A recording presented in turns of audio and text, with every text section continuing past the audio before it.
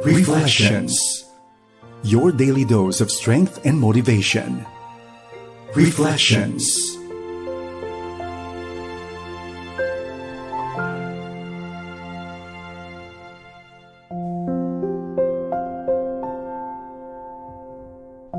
Oras na naman para tayo'y magsama-sama para sa 30 minuto ng pagbubulay-bulay ng salita ng Diyos. Dito po lamang sa programang Reflections sa FEBC RadyoTV. Magandang araw, ako po si Ruth Laramadizon.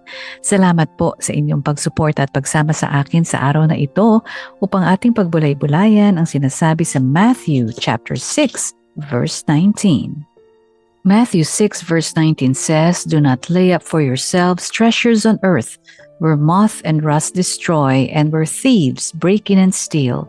But lay up for yourselves treasures in heaven, where neither moth nor rust destroys, and where thieves do not break in and steal.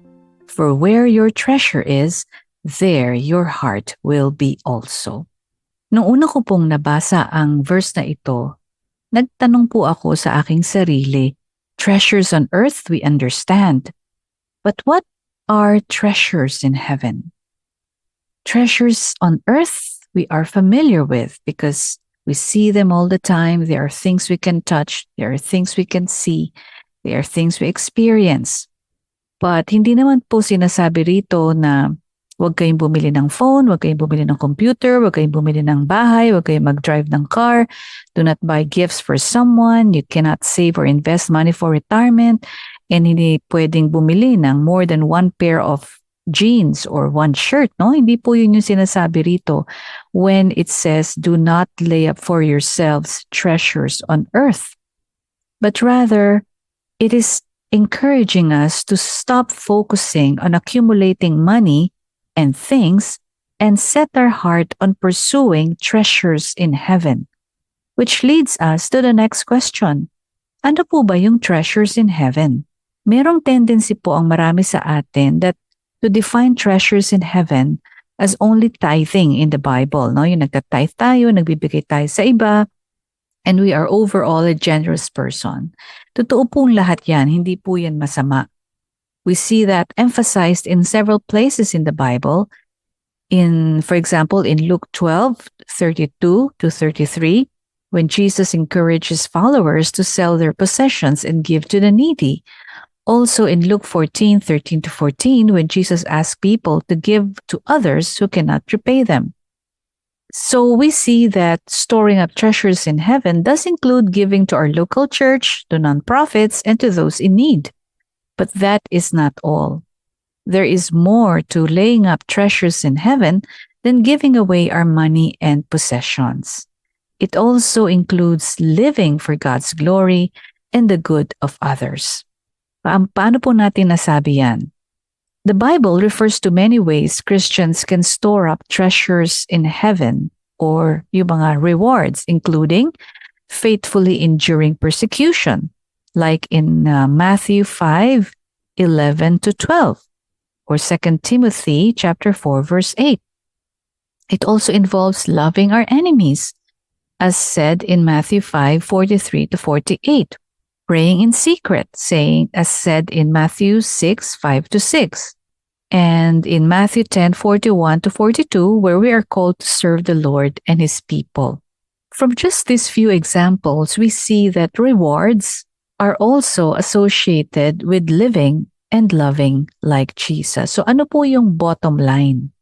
Real wealth is obtained by investing in treasures in heaven, and we are eternally rewarded when we give, when we pray and fast in private, when we forgive someone, when we share the gospel, when we love our enemies, and when we endure insults and persecutions. When it comes to rewards, the greatest reward every follower of Christ will receive is this: seeing God face to face, as said in Matthew 5:8 and Revelation 22 verse 4.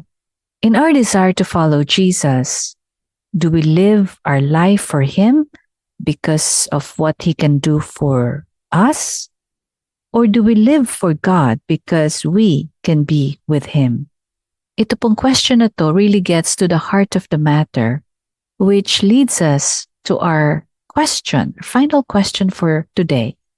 Do we treasure Jesus? Do we treasure Jesus? I guess this is the most important question. Dito po sa passage na Matthew 6:19, hindi natin narinig si Jesus say, get to work, no?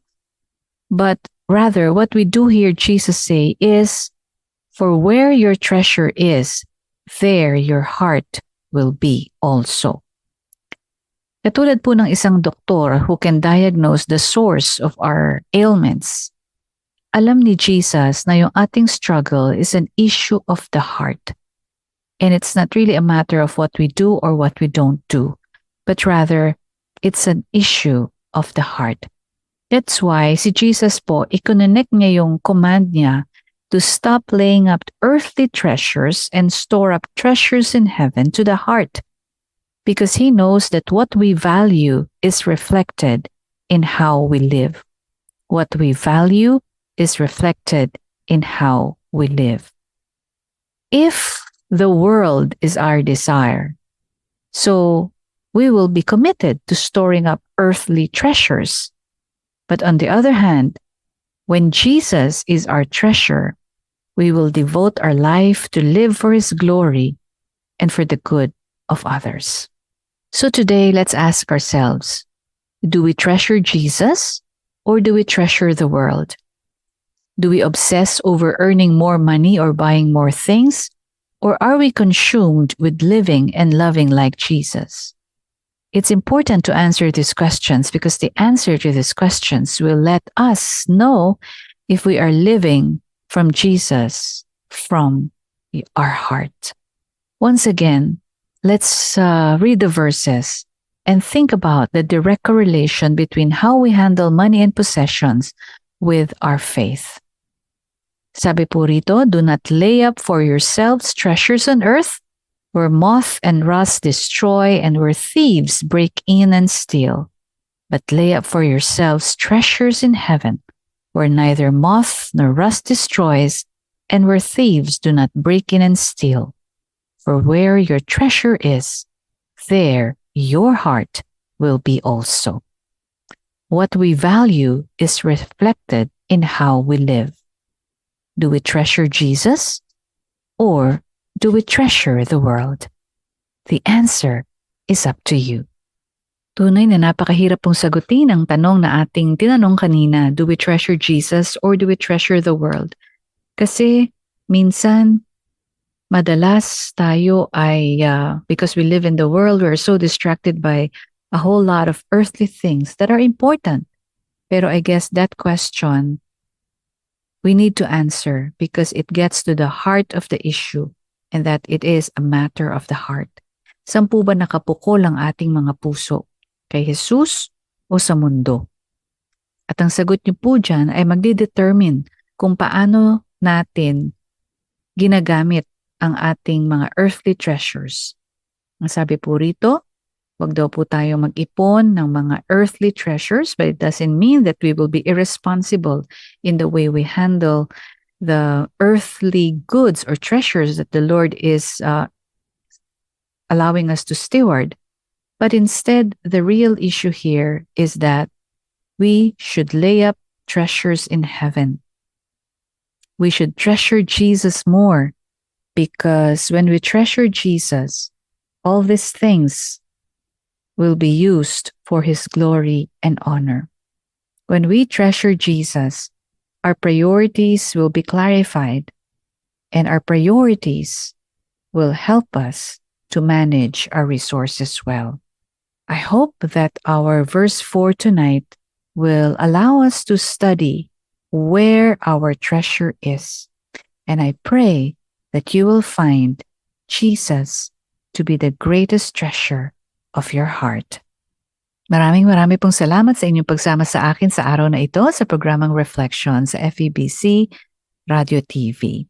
Tunay nga po na sa ating buhay espiritual, importante na tayo ay magkaroon ng oras upang huminto, magbulay-bulay, kausapin ng Diyos, upang ang mga tanong sa mga kasagutan sa ating mga tanong, importanteng tanong sa ating buhay ay mabigyan ng klaridad at sagot na makakatulong sa ating espiritual na paglalakad sa mundong ito. Dalangin ko po na ang Panginoon ang ating maging tunay na kayamanan sa mundong ito, sapagkat siya po ang ating tunay na minamahal, siya ang ating tunay na pinaglalaanan ng ating buhay, at siya ang ating pinaglilingkuran hanggang sa huling hininga ng ating buhay. Maraming pong salamat sa inyo. Hanggang sa muli po, pagpalain tayong lahat ng ating Panginoon. Reflections. Your daily dose of strength and motivation. Reflections.